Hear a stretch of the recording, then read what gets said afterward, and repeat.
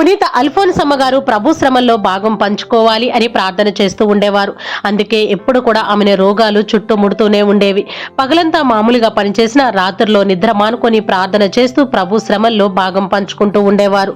అల్ఫోన్సమ్మ గారు తన జీవిత కాలంలో ఎన్నో శ్రమలను అనుభవించారు. అయినా కూడా వాటి గురించి ఏ రోజు పన్నెత్తి మాట్లాడేవారు కాదు.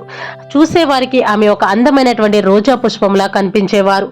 కానీ అందం చాటున ఎన్నో ముళ్ళు, ఎన్నో బాధలు దాగి ఉండేవి. ఆమె తన కష్టాలను, బాధలను మనసులోనే దాచుకొని ప్రభు కోసం ఎల్లప్పుడూ చిరునవ్వుతో తిరుగుతూ ఉండేవారు. ఆమెకు ఇంకా కష్టాలు దయచేయమని ప్రభుని ప్రార్థిస్తూ ఉండేవారు. ఆమె ప్రార్థన ఆలికించినటువంటి దేవుడు ఆమె మోయగలిగినటువంటి కష్టాలను, బాధలను ఆమెకు ఇస్తూ ఉండేవారు. బాధలతో కూడిన సంపూర్ణ అర్పణ సమర్పించాలి అని ప్రభు నన్ను ఆదేశించాడు. కనుకనే నేను బాధలు లేకుండా ఉన్న రోజు పూర్తిగా వ్యర్థమే అంటారు అల్ఫోన్సమ్మ గారు. అల్ఫోన్సమ్మ గారి యొక్క పునీత పట్టాకి భారత రాష్ట్రపతి అబ్దుల్ కలాం గారు పాల్గొని ఆమెను గౌరవించారు.